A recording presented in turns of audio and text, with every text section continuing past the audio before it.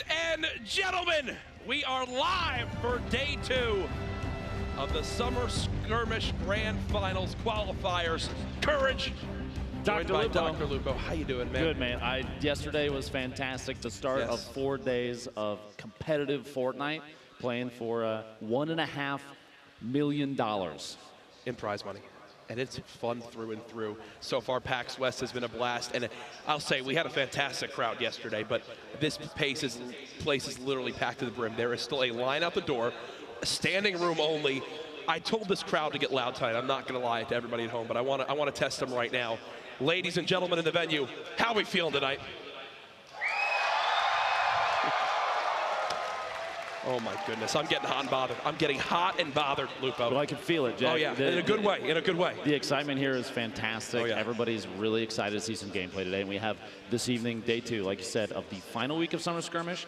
We got 4 games coming at you this evening. It's gonna be crazy. So yesterday we saw 33 players qualify for the Grand Finals on Monday.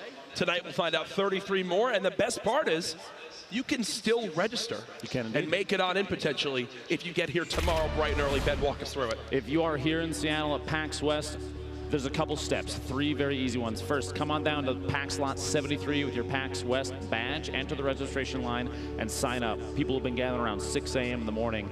They're very excited to get in. Step 2, if you do get in, you're registered, show up. You got to check in at your designated check-in time on the 2nd floor of the convention center. And the most important step, in my opinion, Courage, is you got to play. Hop onto your designated computer, configure your settings, and get ready to play. It's go time. These are not your average Fortnite games. Some of the best players in the world have traveled here from across everywhere, it seems, making sure they can compete for this ridiculous amount of prize money. And, you know, on my end, Dr. Lupo, I'm looking at this and I'm going, well, you know, it would have been fun to play him, but at the same time, I'm happy I'm cast. Oh, absolutely. I'm going to stay safe up on the desk because some of these players, a lot of these players, every single one of these players has the ability to, the forethought, the abilities that they show when they play. The building is incredible and the fast edit stuff that, it's an excellent show. It's a show of skill, and if you're at home and you're watching, you're trying to figure out how to improve your own gameplay, events like this is where to do it. Keep your eyes open for it, okay? Watch the best in the world, learn from it. Now, this is day 2. If you missed yesterday, don't worry. We've got you covered. Production put together a nice little day 1 recap. Let's have a watch. Ladies and gentlemen, we are live from Seattle. $1.5 million on the line. It's been nuts, and this is the only thing going on here. Go play at the Lazy Lakes mini golf course. We played last night. I won't spoil what happened. Tons of competitors coming out here to put on a good show. Play looks like he's looking for a snipe shot. You see him he's jumping and whipping back. Here it comes. Oh! There it is. Replays with the headshot. He's going for it. You see every time. He got it. He got it. Right there, gets the shot. What a fast edit. He doesn't even run. 5 HP remaining. Even he didn't believe it.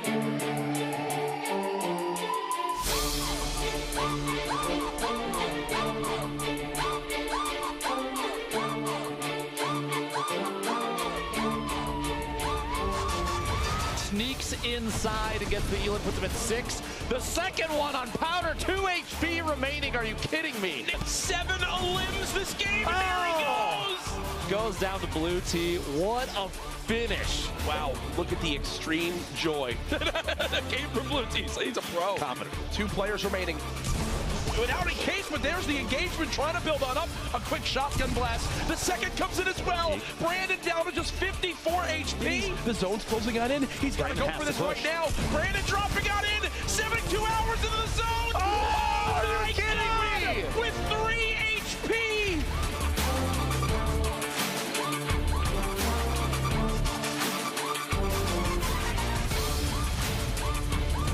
Second layer. Third layer. Trying to spot where he is. Nothing yet. Here comes the spray. He's in the 1x1. The spray down. Down to just 40 HP. The clock is ticking. He's got to make something happen. He knows he's tagged the health. He tagged the HP. He knew he had the advantage. That's all he needed to do. Rank 1 for Fulmer there. The last second damage play. Well done. What a day we just had ourselves, Lupo. And the brilliant part of it, we get to do it all again tomorrow. It all culminates here at PAX West. We'll see you then. a brilliant look back at day one of the competition. I know many of the players who qualified are here live today watching. 72 Hours, who wound up getting first yesterday in the heats. He's down low, looking at him. I keep reminding him that we're better players than him. Absolutely. As often as I can. Jack, I'm going to level with you. No, we're not. Some of the plays that we've seen from some of these players, especially 72 Hours. 72 Hours, Blue Tee, everyone that came away with wins in the games yesterday, those rotations, the decision to move outside of the zone at just the right time, the fast edits, the accuracy, the scary accuracy from some of these players. It's intimidating. The double storm play he made to secure the one victory was absolutely nuts. Talked about everywhere on the competitive Fortnite Reddits. But there's a lot going on here at PAX West, a lot going on with Fortnite. We want to catch you guys up to speed with the schedule, how all the players even made it to this point. The Day 2 qualifiers, it began very early today. They lined up, earned their spots in either Heat 1, 2, or 3. In those respective heats, Lupo, 32 players move on to the qualifiers, which take place tonight. What we'll be casting. Then they played 2 games to earn their spot. Tonight, we'll play 4. The top 33 from the games this evening, they move on to the grand finals Monday for $1.5 million. Now on your screen, you see the format. Stage 1, Stage 2, and Stage 3. These are the important pieces. Those scoring pieces there are deciding quite a bit about how players are playing. Top 10 gets you a point. If you make it all the way to 3rd or 2nd, you get 2. And if you get the Victory Royale Courage, you come away with 3. But that's not the only way to get points. Eliminations count as well. 1 and 2 is fantastic. They do help decide tiebreakers, but 3 to 4 elims is 1, 5 to 6 is 2, and if you break 7 or more eliminations, that's 3 points. And again, right now we are in those qualifiers for Day 2. Another set of qualifiers in Day 3 will happen tomorrow to determine our total players that will play in the grand finals on Monday, where we will have $1.5 million on the line. A ridiculous prize pool. Let's take a look at how it all breaks down. Ben, Dr. Lupo, this is a life-changing amount of money. First place is $225,000. If you get top 5, it's 6 figures no matter what. And if you, regardless of how you place in the grand finals, just making it alone is $5,000. Yep. $5,000, Courage. So basically, you come here, you play in a weekend of Fortnite, you win at least $5 grand if you make it to the grand finals. But again, either way, ridiculous prize breakdown. What a scenario and what scenes it will be for the players who come out on top there, who can really make a name for themselves, because that's the big thing as well. In such an inclusive event like this here at PAX West, at the finale of the Summer Skirmish, this is now 8 weeks of competitive matches. We've seen new names rise to the top, people who, honestly, I had never heard of prior to the Summer Skirmish, now have shown how good of players they are to the point where they're picked up by professional organizations. Incredible stories we're seeing for some of these players out there. Everyone's putting on a really good show. You've got players coming away with double-digit eliminations over the course of their matches. I think yesterday we saw Turkey Lips drop 14 total over 4 games. That's some really impressive gameplay. We've seen a number of players with 6 or more multiple times in a row. We've also seen the opposite of that. We've seen people pushing as hard as they can get that 3rd elimination for the single point and falling short just barely. But those people, that level of determination, that's going to make them push forward, keep trying to go for the elimination count for that single point, place top 10, get another point, because we've seen from these qualifiers, Courage, yesterday that it doesn't take a lot of points to get into the grand finals. That was the next thing I was going to bring up. We have people, I believe 33rd yesterday in those qualifiers had 1 point and 5 eliminations, and that was enough to put them into the grand finals on Monday. That's the crazy thing. We have so many tiebreaker scenarios that come on in. That was such a good point to bring up, because yes, 33rd, the last spot to qualify, across 4 games, only earned 1 point, which is crazy to see. It went to the tiebreakers, but either way, we've had a ton of action so far today. Prior to the stream starting it up, we had 3 different heat winners, just like yesterday. We have to introduce you to them. These are the names to look out for today. Heat 1 early on, OT Divine. Heat 2 winner, Kevy. And then Heat 3 winner was Monster, someone that I've played with multiple times in the past. Chance, good dude, but here's Divine. 5 elims, and yesterday, every time we saw the Heat winners, they finished with 5 elims as well. Exactly. It's a recurring theme, but you see the placement down there. OT Divine absolutely dominant in both of his games. 3rd and a win among the 2 games. And here, the finish of his matches, it's crazy to think that's consistency. 3rd and a victory is something we have not seen yet in these heats, and it's that I think that means Divine's definitely a player to keep your eye on. Yeah, I think you know, 72 Hours, who got first last night, was probably the most consistent player I saw at overall placings. Exactly. So far to this point, but a third and first is darn good in those early heats. What a victory there. On the outside through the storm, not the first time we've seen gameplay like that. It's funny, Right. You're just talking about 72 hours, and he's not the only one that knows good timings to rotate out. Even before that, one of the matches before, we saw Jack do something similar. You, Jack, wonderful plays from everybody. Yep. Kevy here, 6 eliminations. Look at the number of buildings, though. 728, the highest we've seen thus far. And between these 2 games, Kevy utilized 92% of his 7,766 gathered resources. He must have landed like whaling by himself. He just rebuilt Tilted Towers somewhere. There you go, made some renovations. That was our Heat 2 winner. Look at some of the gameplay from there. As you can see, just how hectic these final storms can be when the zone's moving and everyone's got to make plays. You got to see, here's a look at him here. One quick cleanup. And then again, the player pushing close. One thing we've learned, Dr. Lupo, that double-barrel shotgun is everything in these late-game scenarios. Up close, it's extremely lethal. If you're within, I would even say, pickaxing distance, that's the optimal time to pull the thing out and put and acquire an elimination or 2. There you go. As we head on over to our Heat 3 winner, Monster. He had 5 limbs, 352 buildings built. Placed first in Game 1, but was eliminated 68th in Game 2. But that shows you, literally, one monster game was enough to put him on through. That happened actually last night. Wheats, one of our players, had 0 points going into our 4th and final game, then earned himself, I believe, 5 points in that final one alone. And that put him in like 8th. So he was nowhere even on the board. Next thing you know, one strong game can make all the difference. And that's the beauty of it. No matter who you're a fan of, no matter who you're rooting for, even if they struggle for the majority of the day, one pop-off performance can be enough to send them to Monday.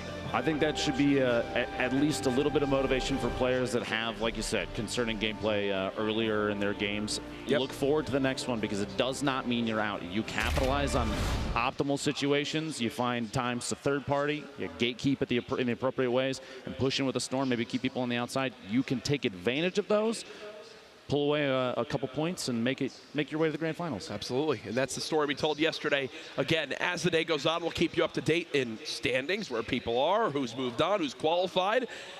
Get involved in the conversation, though. We said it yesterday. Tag us, go ahead, send us who your predictions are. A lot of people thought Vivid was going to be someone who's going to make a ton of noise, and unfortunately for him, yesterday did not go his way. Hashtag Summer Skirmish online. Who are your favorites to potentially win this weekend and take home the majority of that $1.5 million in prizes up for grabs? Now, like you mentioned Vivid, there are a number of players we've seen in previous events too that there's been a lot of weight on them, a lot of pressure, 100%. a lot of focus on them, and maybe they don't perform as well as some people expect them to. But that doesn't say anything about their own personal skill.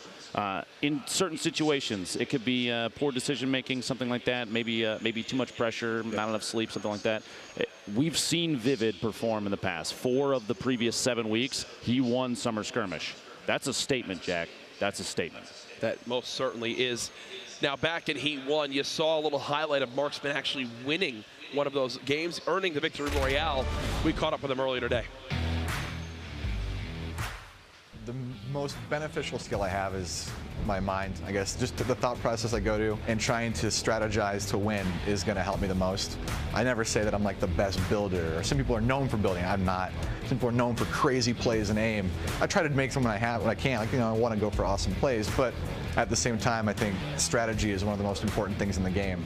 First game and second game, I got lucky on the zone, and that matters a lot just because it gives you time to mine up a lot of mats. One of the big mistakes people make is they don't rotate early, and if they don't do it early enough, right now at least, how people are playing, you get caught out fighting with maybe 2 or 3 people on the edge of the zone, but also the people that did rotate early will shoot back at you. And that gives you a really easy chance to pick off kills if you can third-party people and just get a few shots in. I've done YouTube and live streaming for a long time as just a content creator, and I've done it for fun. It's been my job and my livelihood, but I'm also a really competitive person, played with a lot of competitive friends, and I never got into it enough to really want to compete because I didn't have a team. But in a game like this where I can play solos, where I can play duos with one of my teammates now, I want to prove that I can win. You know, I like to make videos and I like to have fun, but I want to play in a strategic way and try to play smart. That's how I win games. That's how I'll advance. I want to prove that I'm good enough to win as well.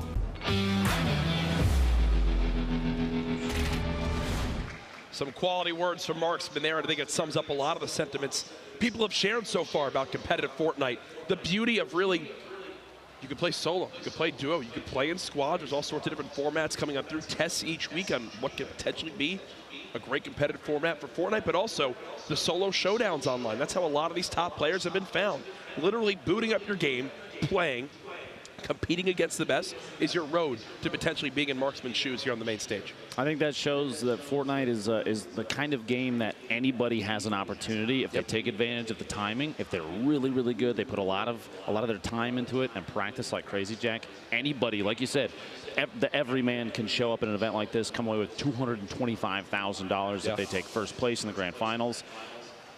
Fortnite's it's crazy. Yeah, that kind of situation. No other game, I feel like, it has put such focus on anybody can win. Yep, and I love it, and that's what makes it so interesting to watch. If you're wondering, game number 1, it will be starting up very, very soon. One thing I do want to cover is some of the meta plays we saw last night. For people at home who might be tuning into competitive Fortnite for the first time, what are some of the drastic differences they might experience watching this versus maybe watching some of their favorite players stream and pub stomp at home? Pub stomping. Public matches are definitely very different. I think the pace is much higher, and here in competitive play, things are a little slower. They're a little more methodical.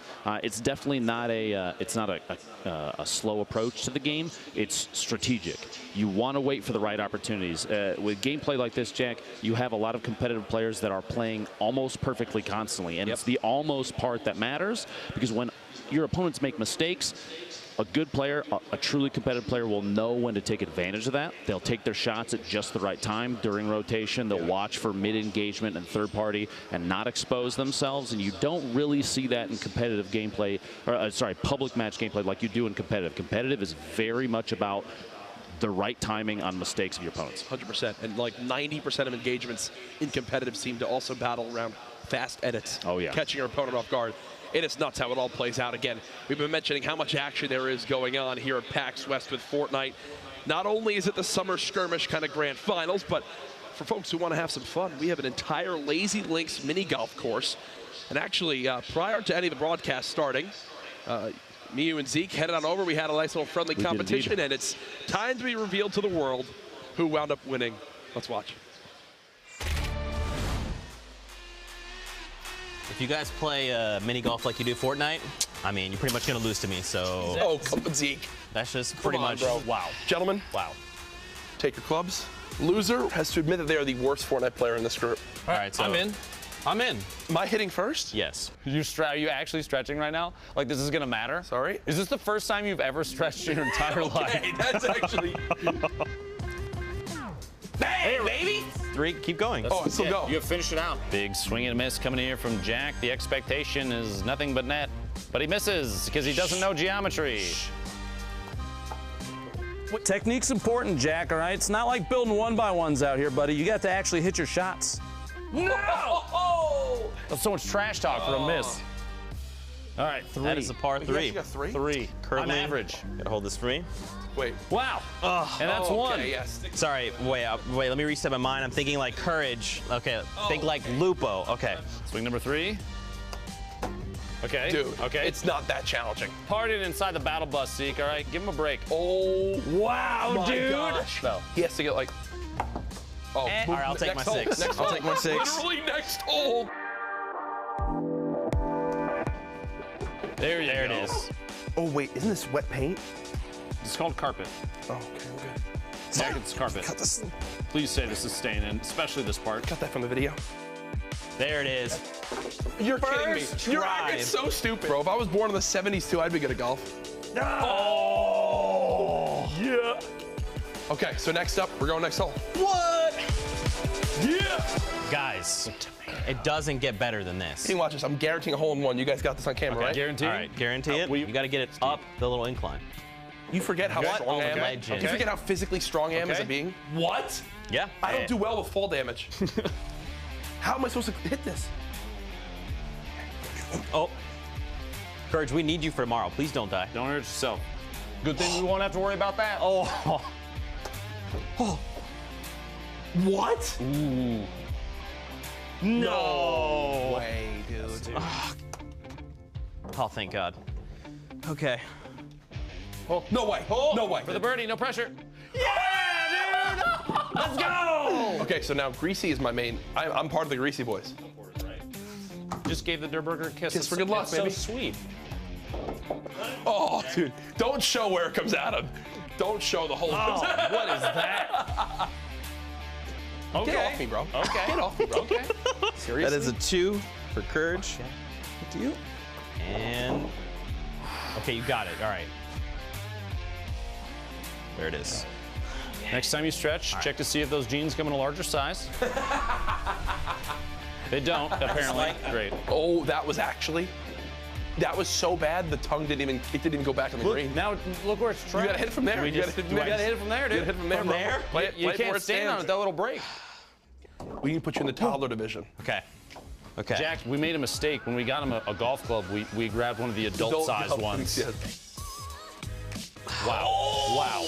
Wow. Okay. The drama. All right. I'll take my 6. It literally is the way of the road. The way Speaking of of the way of the road, we're here at Paradise Palms, the way of the road. Come on, baby. Come on, baby. Come on, baby. Come on, baby. Come on, baby. Come here, boy. Let's go. No way. Let's go. No Let's way. go. Oh. Don't zoom in with the camera like I'm gonna miss again. No! Oh my God. Oh my God. There you go, bud. 5. Zeke now looking for redemption. A Big brilliant swing. shot. An absolute. Yeah. Zeke, This is rigged. Zeke falls to the same volley as Dr. Lupo. Unbelievable. It's aggressive. Oh, There it is. Okay. No. that's called art. Way of the road. Here we go. All right, now Come on, random Ben. pipe. Go in the hole. Go. Yo, imagine. Oh my God. He couldn't fail that hard. Oh my gosh. Okay, if that had landed on the course, that would have counted. No way. That's a beautiful hit. That's actually a really good hit. No. Oh. Come here, you need a hug after that. You need CHR. Lupo, you finished with a total of 33. I did. It feels good. I finished with a total of 31. Zeke, Zeke, you got 43. we did have a bet here, Zeke. I guess go ahead and zoom in real close for this. I am the worst Fortnite player amongst this group of beautiful people. If you get a hole-in-one while you're playing the course this weekend at PAX, make sure you tag us on Twitter. Hashtag Summer Skirmish. Hashtag I hit a better shot than Zeke because I'm better at putt-putt. I'm gonna go shower because I'm sweating. Yeah. I'm so sad. I'm decent at Fortnite. I'm dummy thick, and I'm also the you are- best at mini golf. You're absolutely dominant on the putt-putt course, Thank you, my friend. Thank you so much. Again, Zeke, good job. That was a great effort, I think. But no, that was a ton of fun. Again, I think a lot of people here had a chance to play. They literally built an entire functioning mini golf course, which is just ridiculous. 9 holes, yeah. What are the experiences? You got to get out to these events. We had, well, I mean, you think back to the Pro-Am back at E3 of what all happened there in the booth. It's getting crazier literally party every itself, event. it's just been nuts. I don't know what's to come next, but I'm ready. I'm absolutely ready. Yeah, it's on top of that, we have gameplay here that you won't see anywhere else. Competitive players playing out of their minds. So you have the entertainment side, the shenanigans of PAX West and the golf course. But let's be honest, Courage. I am looking most forward to the 4 games this evening, the 4 games tomorrow, and the grand finals on Monday for $1.5 million. The pressure that these players must be feeling. Now, if they're listening, I'm really sorry for mentioning it. Not to let it get to you, but it's got to be through the roof. Oh, it's absolutely nuts. I mean, there's been so many things I've enjoyed about the event so far. For one, it's a lot of it's meeting the people who have obviously been watching online, keeping up with the players. Some guys that have never followed a competitive like esport before, you could say, and have now really had their kind of getting their feet wet with Fortnite, seeing their favorite players. And they're not only watching, top streamers now, but they're also watching just top competitive players, people who are the most dominant at the game, the 0.1%. And meeting them, talking with them, hearing their favorites, it's just fun to see how it continues to develop. Who got picked up for this team? Who's going on this lineup? I can't believe this guy placed here. we're going to keep seeing more and more of it, and I can't wait to see where it goes. I also enjoy the fact that a lot of these players have had conversations openly with fans and their competition about strategy. You see people comparing what the current meta is, what the best way to edit and box opponents, and how to outplay each other. Yep. That camaraderie, I love it. Yeah. I love that about Fortnite, the competitive scene right now, and everyone is here to try and build each other up. What a pun. My apologies. I didn't even think about it. But at the same time, they all want to win. They all want to dominate the competition. They all have a little bit of a secret in their back pocket. Sure. And the play has been fantastic. Oh, for sure. And we've also seen with the weapons people are using. I mean, we had 72 Hours win a game last night, earn a victory in Royale with 2 drum guns, 3 healing items. You've obviously seen the sniper play from phase replays, how good Splodes can be. It's whatever you can get your hands on. Obviously, you're going for, to up whatever weapons you can upgrade, but there's certain ways people utilize certain weapons to just catch your opponent off guard. It's cool to see. But either way, there's so much stuff still going on here. I believe we've got actually a cool little thing to show off right now. If you've been paying close attention to social media and Fortnite across all the platforms, something was mentioned for the limited time mode coming out next week called High Stakes. Well, I've got a little bit more information for you here. Again, Fortnite presents High Stakes. If you missed the news yesterday, next week a new event debuts in Fortnite titled High Stakes. This event features a brand new limited time mode called The Getaway, a new wildcard outfit with selectable styles, and a free set of challenges. Today, as you can see, we're taking a look at the wildcard outfit inspired by the first 4 card suits. The outfit helps you dress for the job. All 4 masks are included with the outfit, so you can change to whatever style suits you. The outfit also comes with the cuff case back bling, and of course, there's the safe cracker glider, so you can fly in with style. I mean, are you kidding me? Are you kidding me? I don't think they're kidding, Jack. Tomorrow we'll have a gameplay reveal of the Getaway limited time mode and a brand new item coming to the game that I'm happy to say is called the Grappler. Oh my goodness! I can only imagine what I'm about to be doing with that thing for the Clips. Epic's always kind of sprinkling a new thing, changing the way that gameplay evolves every single time they deploy a new item. But I got to say, so they're going to add in the Grappler. Yep. At any point, if they happen to vault the drum gun, I might single-handedly blame 72 Hours after yesterday. I'm not going to lie to you. Yeah, I mean, I already have a ton of love for the impulse grenades, the shockwave grenades, but if the Grappler is like what I think it's going to be, I don't know. Those could be dethroned. Those could be dethroned. I just love anything with movement that spices up plays. Yeah, you can get your normal limbs, but I can, impulse above the guy and make something cool happen, or shockwave across half the map. We've seen a number of those movement style items. Those are the things that change the way that players play, the way that they've developed their own gameplay. Because if you have the ability to traverse a base that your opponent's built, maybe you're stuck in a very vertical 1v1, those movement items, they can help you apply pressure at the right times. They can make it so that you have the advantage suddenly over your opponent. The Porter Rift is a great example, an item that you're stuck underneath somebody, you're very low on materials. Yep. You pop that thing, and suddenly you have a top-down view of everybody. Absolutely. And you get to choose where you land, and you can catch a lot of people off guard with that. No, the Rift to Go is one of the more unique items that have added to the game. The Rifts in general, when you think of all the movement items that have been added to this point, it lets you just change up entirely how you rotate, where you spawn on in. I think it's given the ability, especially in competitive matches, to land at those extreme outskirts and then play around. Oh, I'll get an ATK. Oh, I'll hopefully get a Rift to Go. Oh, I'll use a shopping cart or something like that. Bounce pads let you speed up your movement. Obviously, just rifts on the map in general. It's went from people trying to land closer towards the middle and play in those zones because you don't really have a lot of movement options, to now like, I'm going Flush Factory. See you later. I don't care if the zone's in the northeast part of the map. I'll find something to get me over there. It feels like every corner of the map at this point is relative. It can be part of the game. You can play to that position no matter where the circle might end up. Because like you said, those rifts that are already spawned, you have the Rift to Go item. You have all these different ways to traverse the map. You never really feel stuck. Yep. And that's why, as we've watched the Battle Bus at the beginning of each of these matches, you see the players are spreading across the entire map. It's not just one side. It's not just right under the bus. It's not the more populated areas. It's everywhere, and that's part of competitive gameplay that if you're watching from home, you should take note of. All the little spots that players drop, those are all relevant. It doesn't have to be a POI. It doesn't have to have the name. There are a lot of little chainable rotations you can land in and hit these spots and consistently get loot, resources, materials, and everything that you need. And the movement is still available. Your ability to relocate on the map, that is one of the biggest things about competitive play that I think some players don't realize, is that everywhere on the map is viable. Oh, yeah. Think of yesterday. We were watching that little town south of Paradise Palms, at the very bottom of the map. You wind up going there, we call it Westworld or whatever, you know, the outskirts of the town.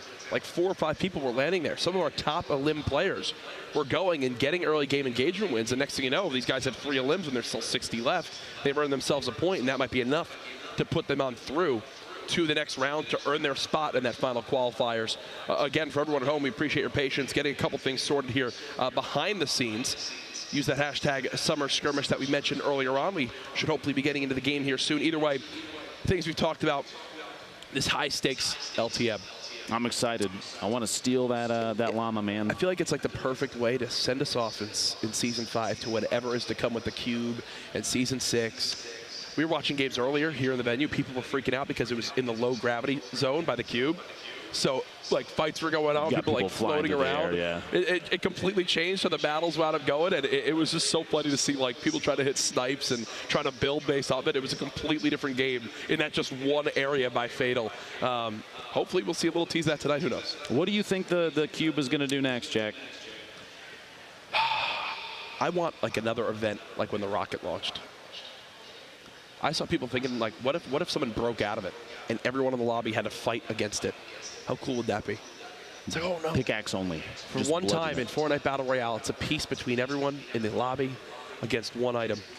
Whatever comes out of the purple cube. Jack, I feel like you would still be the guy to go after eliminations in the middle of the fight. You would completely ignore it. Like that guy who, when the rocket went off, shot down the structure and has the single game elimination record right now because he knocked down the structure and got all of those knockdowns. Man's an opportunist. Smart play. It's a smart play. That's an intelligent gamer, Jack. Either way, though, again, guys, getting into the action here momentarily, waiting to see exactly where production stands with it. Either way, though, I believe we have Zeke, who's going to be talking about his experience. What do you mean you believe you have There you go. There he is. I'm sorry. I can't trust you. What do you mean you believe you? Look, just because you got 31 points, okay, everyone watching, he cheated. Lupo, back me up on this. Yeah, I got to go. Zeke, I'll be right back. Guys, sorry, look, Zeke. First off, you guys are amazing. Everyone watching, thank you guys for tuning in. How are you guys doing, Courage and Lupo? Oh, we're fantastic up here. I was scared for you, Zeke, because you've had a long day. You've been doing the heat casting, and now you're doing this for the interviews. Dude. Are you right over there? I mean, look, I'm not gonna lie. It's been a long day, and we've been here the first 2 days of PAX. I'll be here tomorrow to cast those heats as well. We've seen a lot of different action all day, and to kind of touch on the action we've seen during the day, it's almost like I'm watching basically the Summer Skirmish games that you guys have competed in. Every time we flip to a new player, it's someone that I recognize, and the action is nonstop. With this new format, I mean, Courage, I think we talked about it a little bit on the break, but this lends itself to, just high action, and it also plays to the strengths of players that want to, like, survive toward the end of the storm, and, it also lends itself to Slayers, right? But we have a short little highlight reel coming in right now. So we'll have to check that out. Again, you guys are amazing, so check this out.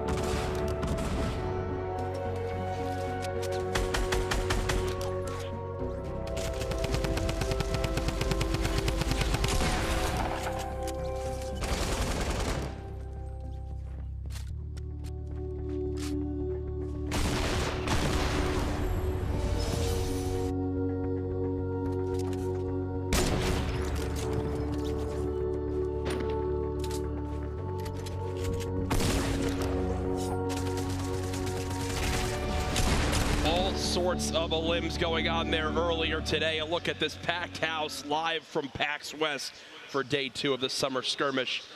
Grand Finals qualifiers. There's so many things you can call it. Either way, though, it's the last week of Summer Skirmish action. 8 weeks and $8 million total. With this weekend culminates in $1.5 million for everybody that makes it to the Grand Finals. No matter what place you get, you come away with a minimum of $5,000. That's crazy. That alone is I consider that a victory. You make it to the Grand Finals, that's a win in my book. Oh, absolutely, 100%. And either way, you know, some of the people that are sitting in those beanbags right now, they could be our winners tomorrow if they register and follow the rules to be able to participate, just to give everyone a brief refresher at home. Here's how it works. Step 1, you drop in and sign up. You say, oh, we're going PAX West. You land, you get here, you come to PAX Lot 73 with your PAX West badge. You say, hello, I'd like to compete. It's very early in the morning we do that. You enter the registration line and sign up. Then it's step 2. You get told what time to be there, you show up. It's pretty easy. You're a functioning adult, you'll get it, you'll figure it out. Then you play. You hope to qualify, make it through the heats, qualify for the nightly qualifiers, and then potentially be the top 33 to make it on through to that Grand Finals on Monday. There's a lot of information, I know. It is. The format, though, Ben, break it down for us. So, Courage, if you make it into the heats, the qualifiers are all the way to the Grand Finals. The scoring is the same. The heats each day, there are 3 heats a day. Each heat is 2 matches. The qualifiers, which is this evening, that's what we're getting ready to enjoy. It's 4 matches. And the Grand Finals on Monday is 6. Now, scoring is done based both rank and elimination. If you get 1 or 2 eliminations, you don't get any points, but it does go towards the tiebreakers, which we'll cover here in 1 second. But if you did 3 or 4 eliminations, that's 1 point. 5 or 6, you get 2 points. And if you get 7 or more elims, that's 3. Now, if you get a top 10 at a minimum, that's 1 point. If you get 2nd or 3rd, that's 2 points. And if you get the Victory Royale, that's 3 points, Courage. Now, I mentioned the tiebreakers. They are determined in the following order: the total Victory Royales, the number of eliminations during the entire event, and then your average placement across all the games you played. And if all of those are the same, it comes down to a coin flip. I don't know if we'll ever get to that point, but who knows? Who knows? Anything can happen. It would be quite interesting to see how it all plays out. Thank you for that refresher, though. Again, all that money on the line as well. Of course. We won't be seeing anyone compete for money quite yet tonight. That's Monday, but the players are competing for a spot to participate at that point. Either way, though, we mentioned a lot of big names here. One from yesterday, 72 hours, so impressive. The amount of times he plays in the top, I mean, this is someone we've seen dominate throughout the skirmishes. What is it about his play you think that just makes him so good? The level of awareness he has of his opponent's position using sound cues, which is hugely important in competitive gameplay, especially in Fortnite. Yep. You'll see that in any game. Fortnite is no exception. And his knowledge of when to make movements on his opponents if they're in disadvantageous positions. We saw him rotate outside into the zone, which is a play that not many players would think to do in the moment. But we've actually seen it a number of times here. He wasn't the first one, and I guarantee you today and tomorrow he will not be the last. You'll love to see it. You'll love to see it. I believe we are just moments away from getting into game number 1. Right now, there's some big names participating tonight. I believe we'll have Myth involved in these games, Poach as well. You know, teammate of 72 Hours there on Liquid. I think he's my front runner. I think Poach is my guy I'm looking for. He's put on a good show a number of times in the past. I said it was Vivid last night and potentially spoiled it all for him. Don't give him the caster's curse, Courage, please. I might be doing it again here. There's a look at the venue. All the players packed on in. The Fortnite Summer Skirmish, 8 weeks of competition, has brought us to this point. And I believe there it is, ladies and gentlemen. Here we go. Here we go. It's game 1. Day 2, the final week of Summer Skirmish, Jack. And we have a northwest to almost a top center bus path, and you see already, like I said before, we were talking about long-range drops. Anywhere is basically eligible. It's all valid. One thing that you will see, do you see in the bottom left on the map right there, that you have a number of players dropping out over the ocean. The reason they do that, for anybody that doesn't realize, your parachute opens in the game, the glider opens based on your elevation relative to the ground, and so what they're doing is trying to drop over the water because the elevation of the ground is as low as possible, which means they get a really late parachute drop. Yep. That gets them to the drops, the loot locations faster. And we're going to take a look in the bottom right there. That's why they pay you. That's Lupo. Thank you, Jack. Because you explained that. That's TSM Myth. You have a number of players floating in around them. You can still see the map there. A lot of players still floating to the east, southeast side. We talked about Paradise Palms. We got Myth here dropping into the center Dusty Divot. a location that has changed a number of times over the seasons. And he starts out here, attack, some shield. It's time to take a look around. Can't complain about that as we swap on perspectives to Jumpman, who's all the way at Valhalla, as I like to call it, Viking Village for some. At the top side of this map, a lot of benefits actually to landing up here, Lupo, and a lot of them are for that reason right there. You see right next to Jumpman, that rift that can just get him out of any bad scenario. Saf, who's up top with him, we just saw the inventory, already has a scar.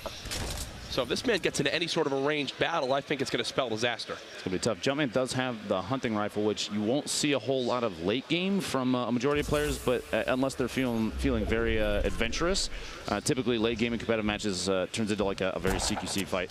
But Erico taking Double down with a single shot there. A couple of these players here, they're going to be names that you will see again, because if they played in the heats and made it into the qualifiers but did not get into the grand finals on Monday, they're given the opportunity to jump back in and push through heat again if they have the chance. You get here early enough. Exactly. You get here early enough, go for it, I think is the thought process there. But it looks like Jumpman will be getting into this engagement with Saf, who's just above him, using that high ground. No player having any shields, but I would say the inventory has to favor Saf here. The scar, the blue pump. He's got a hunting rifle as well. Not a lot of materials, though, Lupo, to work with. No shield for either of those players, and they're going to try and a little bit of explosive play here to see if they can bump one another out from any sort of any cover they're in underneath. Trying to rotate around Saf, trying to get a smack in so we can get one more till he's out. He cannot build now, which means an engagement is forced. The trap play, and Saf goes down. Jumpman. This is from the lower side of the map at Flush Factory. There's Nazgul with the quick pump shotgun shots to eliminate his opponent. The crowd gets a little bit behind him there. You'll love to see it. Now swapping on over to the complete, eastern side of the map. Jay Cuddy taking out King with the tack shotgun, gray or not. Look at the reaction of the camera. Okay, I'm getting a feel for this. That great tack, if you're close enough, if you're accurate enough, effectiveness is there. You just have to hit your shots, and we saw right there. That's not the storm. That's the low gravity zone. By Fatal that's currently in play. This was happened because of the cube that's been rolling around. Quick little swap for Marshmalele to get that elim. No materials really left, but 200 HP. You got to be feeling pretty confident there. Storm Tiger, name seen online before. Going to go ahead and loop this chest just outside Tilted. I believe I saw it just on the feed. Liquid Poach was just eliminated, a name that we were discussing earlier, which is that's a big one to have go down when there's still 80 players, just under 80 players remaining in the game. But you have to remember, 3 more matches after this one. Saint is eliminated, someone we watched yesterday that was not able to make it to the grand finals just yet, but Storm Tiger took him out there.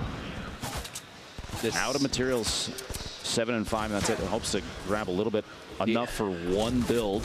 Wow. 5 HP.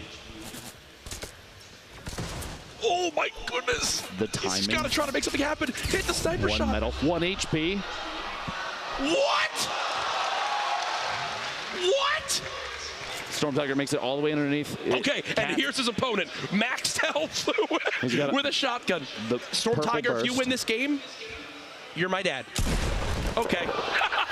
And Jack, you are not the father. The tests are back, my friend. Jack, you're putting the caster curse coming out already. Wallhack Jack, a fellow member of Rogue, looking for an elimination here, but Teenage takes him out. Some very accurate mid-air SMG shots. And one thing to remind everybody at home, if you've been watching the Summer Skirmish up to this point, we have not had a live crowd. Well, guess what?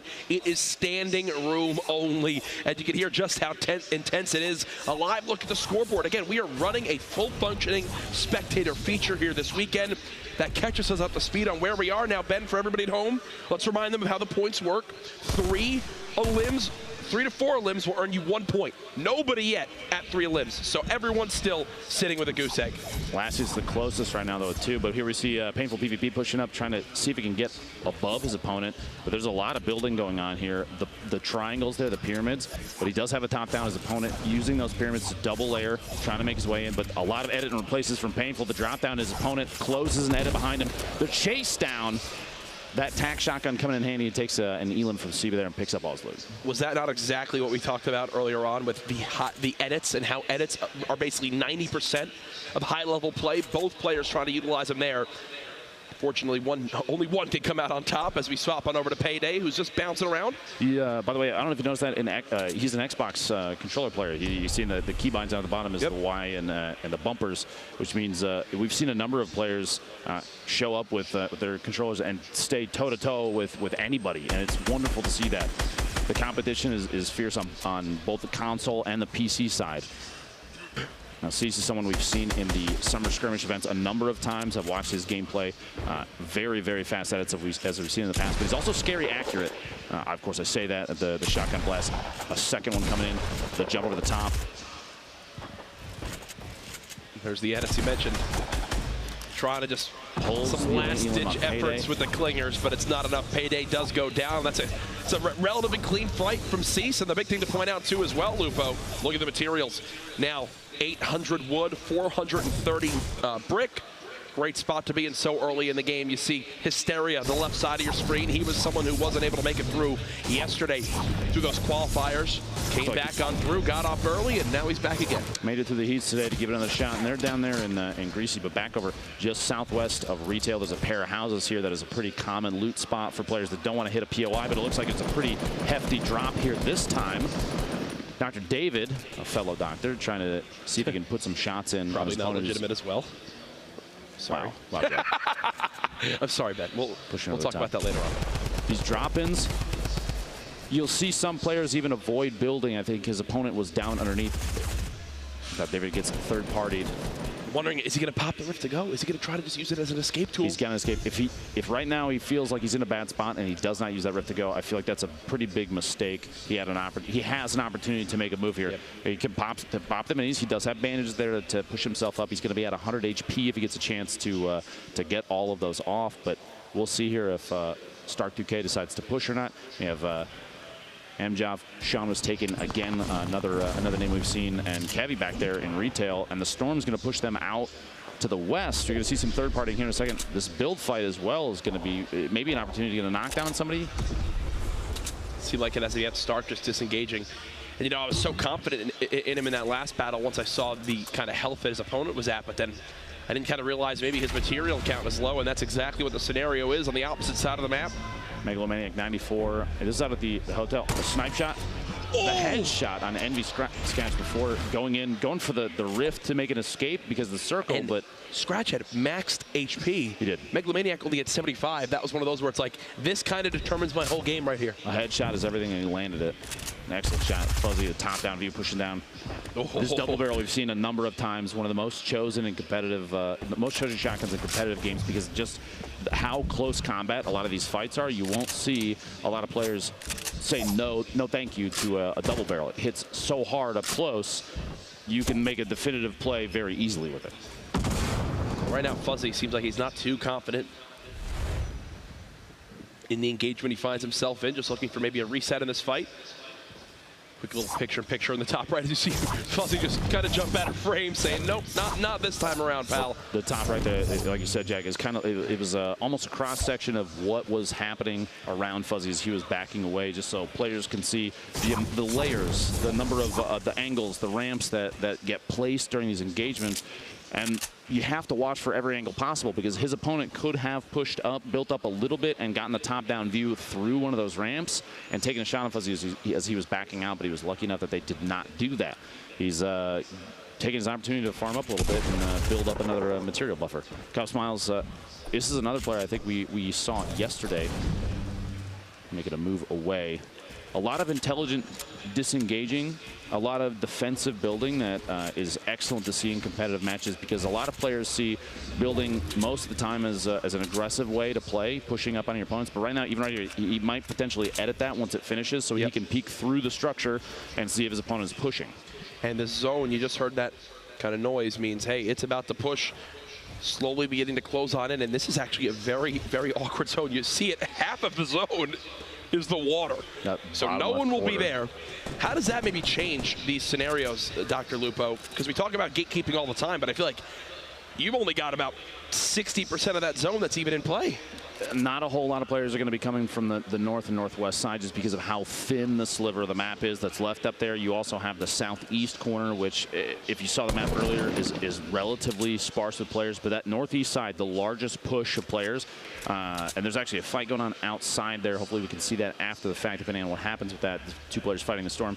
But there's going to be a big wave of people coming into the river, which is extremely exposed too. If I were in a position northeast side of Shifty Shafts, I'd build a 1x1 up there. If I had a scope they are especially, or even just something I could tap fire with, take advantage of third-party situations, especially right now. Oh, most certainly. As we continue to watch, Cub Smiles is setting up right now, swapping it over to Linane as he's got some remote explosives in hands, considering maybe dropping some on in there, but realizing, hey, that would probably cause some danger close splash damage to me as well. So maybe not my best play as of yet.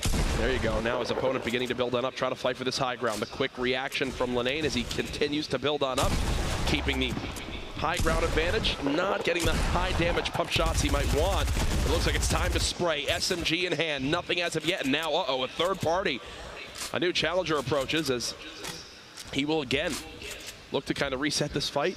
Do you stop and maybe just use the chug jug here? Potentially, you see he's dropped down. He's taking an opportunity maybe to, like you said, use the chug jug. And one thing I want to point out is in the middle of that fight, he was using a pump action shotgun to try and blow through surfaces. And recently, Fortnite, there was a change to that. Shotguns don't do nearly enough damage to make it an aggressive play to use it to push through structures. The swap to an SMG in that situation probably would have been a better play because he would have been able to push more aggressively on his opponent who was trying to escape.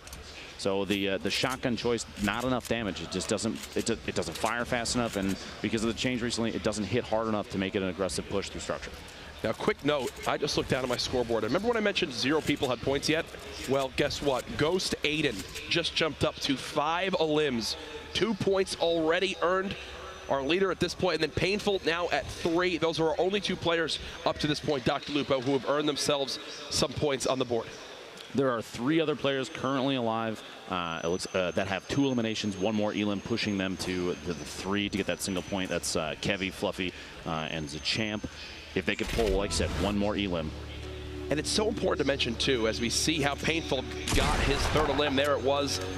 Jay Cuddy gets cut down. But the thing to bring up, we had our 33rd player qualify with 1 point yesterday. Aiden, with 5 elims, already has 2. This is just the beginning of game number 1 of the 4 we'll play. You got to think if you're Aiden right now, you're sitting pretty to potentially qualify for Monday's grand final. The southeast side, you hear that launch pad at this point. Shivzy might want to keep his eyes up. An opponent launch padded either away, Painful, you see right there, and there it is, flying his way out. That engagement probably a good one to back out of. Painful saw a number of different opponents coming in and saying, no, now's not the time for this. The cube coming into play, the zone closing right on towards it. I'm so happy to see it. I want to see how it affects things. And right through, he's watching. He's going to C4 out and drop the player in. He saw him directly above. Tries to make some fancy plays happen. There's the quick build as well. Trying to protect from the third party that's peeking on in. Still 200 HP for Linane. 0 elims to this point, so playing a little bit more of a passive game. Trying to use those audio cues, listen for where this player could be. I think he's got him spotted in the brick, and here comes more remote explosives. No! It's only an 8-point damage. There's the cleanup onto Ultra, but again, that third party now popping on in. Linane's got to keep the action going, keeping the high ground. Try to spot with this pump. Only 24 more for wood. Thankfully, a ton of brick to use. Quick little peek, cheeky. The high ground secured again with the ramp. Drops that wall to block as well to be able to re-secure with that floor, and just like that, Linane has chipped away some damage, Lupo, while keeping the high ground. Linane actually showed a really important skill that a lot of competitive players have utilized. Well, yes, obviously, but yeah, he jumped out to the on the right side, took the shotgun shot, and then built underneath him. He was going for the hit as fast as possible. He could have built and jumped out, but that might have cued his opponent to say, oh, you're building out here, you're going to push from that side, and he could have built a wall, but Linane said, nope, I'm going to jump to the air, take the shot first, and then we'll worry about building and stopping the drop. This is actually Aiden from earlier. That was Aiden's 5th elim. Fuzzy. A brilliantly lightning quick edit. Back to the Linane fight, still in this engagement. The zone will slowly be closing on in. Yes, they're right on the edge, but they will have to move. Looks like That player just below is beginning that process of moving now, and Lenane still wants us the third party, though. This could spell disaster, only 13 HP, and that Storm's going to hit for a lot as it closes on in Lupo. Magnum Cade knows he's got someone just below, and there it is. Peekaboo. Lenane will have to wait for game 2. Well, Lenane actually, Jack, he was on my flight, my second flight here. I was actually not expecting that. No, it's a fun fact. And this is his first time flying out of the country to come down here to Seattle to play in the Summer Skirmish. Okay, Aiden has 7 elims. 7 elims, and there's still 32 left. We're about to have to add a whole new point category for this guy. Playing on controller. This kid's an absolute beast. He's already got 3 points. We're at the point now where he might have to, he can play a little slower. He doesn't necessarily have to play for eliminations now because he's capped the number of points that he can get from elims. Yep. Now, that being said, don't forget, tiebreakers, one of the biggest pieces. Yeah, Victory Royales determine it first, but you're not going to see a lot of those, so eliminations count for everything. He could play slower, and 7 is a lot to sit on for this Courage. Right. Yesterday, we didn't see very many players hitting even double digits over the course of 4 games, so 7 is huge. Here's a little replay from earlier on as Rogue 00 Flower. A little bit of a battle. Shotgun shot there. Gets tendons during the rotation. He's got a minute here. That Storm is going to start impacting gameplay decisions, though. Sean, you see the low gravity. Floating, yep. They're close enough to the cube. This thing is really changing up how some players are maneuvering and maybe even throwing them off. The expectation to drop faster while you're jumping and trying to throw snipers and tap fire from ARs from a distance off, it might make it tougher because you're not necessarily moving in a way that you're used to. Now here's the leaderboard as we were talking about earlier. 3 other players hit 3 eliminations. That means 3 people have a single point apiece. But Painful PvP, the only one of those 3 that's still alive. Plus Aiden sitting pretty at 7 up top. Back to the game now. Sean was taken, hiding, healing. Greasy Grove. One of my favorite areas on the map. You see that low gravity zone ending just outside that area. Players beginning to push on in. Aiden has made the move. So last we saw, Aiden was on the far side of the zone, had to make something happen. Well, he has. Still 31 players left. You can see the entire zone on this mini-map. Shows just how kind of slow played some of these guys are taking this to try to stay alive for that top 10. Now you can see Aiden kind of sneaking around. I think he may have heard movement from the player above. You have to remember, even a weapon swap, you can hear that audio cue, and so Wheels up top, if there's change weapons at any point while Aiden's been in here, he will have heard him. You can hear the footsteps. There's movement happening. He knows there are people around him. He's looking for more fights. This is the next zone. Is the first zone that will be, one of the full rotations that'll have to happen. It's half out of play. Tempo actually just got knocked out of this game by Cease. So I gotta say, this might be some of the most aggressive. Right in the middle of a rotation, Aiden just says, you know what, I'm just gonna go for it. I've got a player trapped outside, put himself in a 1-by-1, and he's making moves. Look at these speed builds, turbo building, spinning around, placing walls. He's made it into the next zone again. Out of metal, but still 1,500 plus materials to use to his name. Over to Levake. Trying to edit on down. Player just above. A little bit of an awkward spot for him to be in.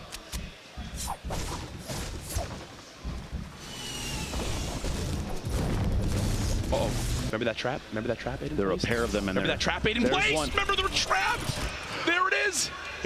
But it wasn't Aiden. Bowman SC was the second trap, the one closer to the front door. You see the border around the traps tell you whether or not they're yours or not. And we saw when Aiden put one down, there was a second trap with a yellow border around there. There's an opponent. I thought he was walking into Aiden's. Imagine that would have been his 8th limb. My goodness. Magnum Cade. One of the few players I think that I've seen thus far holding on to a bolt action this late in the game. And it's funny to say late in the game. I shouldn't have said anything, but Chuck Nance, the shotgun play there. But this late in the game, there's 26 players remaining, and this is the first circle move. This is where the people on the east and south side, forced engagements are going to happen. Joystick and General going to run into each other. Bowman actually going down there in the southwest to Shivzy. Kevy taking out Stark Duque in the rotation in, but gets third-partied by Sean is taken. Oh, and Sean just got a free launch pad placed right below him from an enemy, so he's going to use that to maneuver quickly towards the opposite side of the zone. Cease now building up to the high ground too. You see Hysteria still alive, Marksman still alive, Ghost Bizzle still in this. Those are some of the bigger names in competitive Fortnite. Still fighting in these last 22 spots in game 1. Now, Velicoti maybe pulling the first time I've ever seen somebody bunker up in the basement of Durburger. Usually a pretty common loot spot, but sticking yourself down in the basement, it could be rough. You're kind of bottlenecking everyone above you, because obviously you can't mine out through the floor. Maiden pulling almost another Elim. Looks like there were 3 players in there because he took the shot, didn't get the Elim, and Vide, who got the Elim on his opponent, gets the follow-up. There you go. An excellent two-piece there, but crowd getting behind Aiden, it seems like. Absolutely, should be proud. 3 points already. Yeah, definitely our leader up to this point, but back to the action. Zone will close soon. Remote explosives in the hand of Sean. He's got 3 limbs, so 1 point for him earned so far. Looking for that quick little third-party peek. Does a little bit of damage. He's closest to this next zone. And Lupo, well, why is this the best positioning as we move towards this next one? He's in a great spot because at this point, the remainder of the players, they're going to have to move the furthest. Now, his structure just got shot down a little bit on the left side, but he can third party. He can watch for rotations. He has a purple AR, which is excellent at doing a ton of damage mid-rotation. You have a really good moderate range weapon. Joystick dropping down the shotgun blast and then switches to that literally almost down to the last bullet of his gray SMG to get that elimination. And look at this. The southwest corner is going to be a nightmare for everybody trying to move right now. This is where the Storm just begins to farm. Sean looking on down. He's got all the height he could ever want. Someone now beginning to challenge his high ground. It looks like he'll prioritize him for the moment. And wow, Alpha just got shredded. 35-35, 70. We'll see it in game 2, pal. Sean moves a little bit closer. Now down to just 11. Remember, top 10 earn a point. Hysteria, no! Hysteria versus Ghost Bizzle, He and that was puts him the out of one. 11th. That means Hysteria was 1 limb. If he gets that limb, he earns himself a point. Instead, he'll end game 1 on a goose egg. Now the next circle you see in the top, Courage, is going to be rough for pretty much everyone. Not a whole lot of building was done between here and the north side past Greasy Grove, which means this is going to be an open area move. A lot of players are going to get caught rotating and maybe even run out of materials. We saw yesterday, I asked you about the building over the top, the layers that they're building to kind of create themselves cover while they move on the ground. And with nobody else out here, no other structure, everyone will be exposed, especially if you run out of materials. Yeah, Sean is just farming from up top. He's down to just metal, but here you go. Beginning of the move. Oh, goodness. Taking shots, shooting down a Ghost Bizzle. See some painful running into each other. A player from Tempo having to move simultaneously. Look at the layers here. He's going for it all right now. He's going for it all right now, getting a little bit lower, not to take some crazy fall damage. Cease with 1. Chino now spectating as well. He's been eliminated. You see Sicarios is trying to build with whatever materials he has left. There you go. Builds a little 1 by 1. 1 player close, only 4 in total remaining. Now if you make it to the top 3, Lupo, you earn another point. Everyone knows that. Nobody wants to be the next one to drop right here. Skyros, you could hear someone else is popping a shield very close by. That'll tell you there's a lot of players stacked on top of each other. Is that still Sean up top? I believe it is. Oh, nobody wants to rotate. Nobody wants to move. And I don't blame them because the next placement is, like you said, it's an increase in points. It's gonna create slower play from these really competitive players. They know that placement right now is everything. Ladies and gentlemen, our top 4 here. The zone about to move. Everything we've seen will culminate in these final moments. Ghost Bizzle, one of the biggest names online of the Summer Skirmish up to this point, trying to bounce around, trying to see exactly where he can spot an opponent. The Storm slowly inching forward, everyone within just 1 or 2 walls of each other. It does not get more intense than this. Traps being placed, and now Lupo, this is it. This is the last move they've had to make. 24 seconds until the zone closes. And basically everyone's hand is forced. Now, Sean might still be in the best position, depending on the healing of the other players. He has 5 bandages, and healing through HP damage is huge. Someone's hear out the of shots come out. Skyros goes down to Bizzle, top 3, which means these 3 players get 2 points apiece. That elim from Bizzle not only gave him top 3, but it gave him a 3rd elimination. Bizzle trying to strike down this opponent. It's not going to happen yet, so Bizzle has no healing, and he's only got 60 HP. He's got to force these fights. He's got to make something happen. He's looking to make it happen towards this low side, down to just 1 HP. Can he make the greatest play happen? I don't think Sean drops. Why would Sean ever drop? This He's elimination just will be gonna die worth 2 points right now. Ghost Bizzle, good effort, my friend, but Sean knows there's the reason to force it. There it is. The shot in Sean, an excellent play, 6 eliminations. Oh yeah, that's confidence.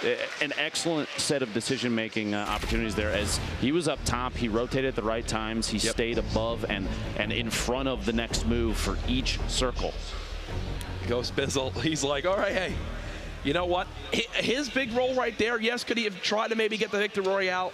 it would have been near impossible at that last moment on the bottom side of things. But the big thing for him was that elimination to get it from 4 to 3, but then also brings his elims from 2 to 3. So that one elim earned him 2 points. And again, we can't stress enough, people qualified with literally just 1 point across the 4 games yesterday. You got to be proud of yourself if you're Ghost Bizzle there. Depending on the trend of the eliminations and the points over the course of the next 3 games, too, that could mean that he's already qualified. He doesn't. He might even be able to not touch his keyboard and mouse and make it to the grand finals on Monday. Now, I wouldn't recommend it. Please don't do that. I don't but know I'm just saying, that. based on trends from the previous games, he might be good to go for the grand finals on Monday. That's $1.5 million. That's a potential chance. That's the thing. Great ending there to that one. You see just how intense these games can be. So many players remaining in our final couple storms. We have some of the replays, though, of our highest eliminator from game 1. Ghost 8 in the crowd, getting behind him early on. Let's see how we made it happen. Keep in mind, too, a controller player, one of the fastest edits I've seen on a controller right there is, as I'm saying, one of the fastest edits, puts the window and takes the shot. Excellent decision-making skills from him, and some very aggressive gameplay in recent, which we haven't seen a whole ton of. When it was time to move, he was pushing on players that were building themselves into 1-by-1s almost fearlessly. I love to see it, and his loadout was consistent with what you would see from a lot of that's how he did it. Yeah. The rift to go, that makes sense. I was wondering how he wound up maneuvering early on. This was towards the end of this one. Try to make this a limb happen, I believe. This gets stolen from him. Oh, yeah. Okay, that was, yeah. This gets stolen from him, if I'm not mistaken. Yep. Right there. Frustrating to say the least, as again you see this packed venue, people just getting a little bit of a breather before game 2 starts on up. But we've got more replays to show you here. I believe this is SCDX Vibe. Indeed. Yes, it is. Okay. This is who took that elimination from, yeah, there it is, and he gets the drop on 8 in the corner as well. He got wheels. This is in the basement underneath. And just a lot of quick, pickaxing through the surfaces. Because of recent changes to build structure, you can smack through pretty much anything in 2 swings if you hit the node, the little marker right on. 100%. And that makes aggressive pushes, even with just a pickaxe, a possibility from these players. Well, that wasn't the only exciting moment. Actually, the final moment, we'll go ahead and look at a little replay from that, as it all came down to the wire. Ghost Bizzle saw his opponent really had no shields left. He tried to make it happen, but then Sean falls on down, wants to take no chances, and I really can't blame him there. He saw his opponent kind of shooting the opposite side of that structure, says, you know what, I'm going to drop on in, double barrel, hope it ends the game here, and it did just that. And in that moment, what do you think he's doing? He's adding up his score. I got, okay, 6 elims is +3 for that.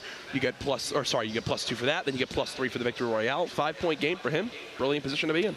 I'm going to be honest with you. I hate to be that guy, but that decision at the end there from Sean, granted, he doesn't know his opponent's HP remaining. He's at 75, which means he has 7 ticks from the storm before he goes out himself. He didn't necessarily have to push out. It only put him at 6 eliminations. It didn't get him an extra elim point.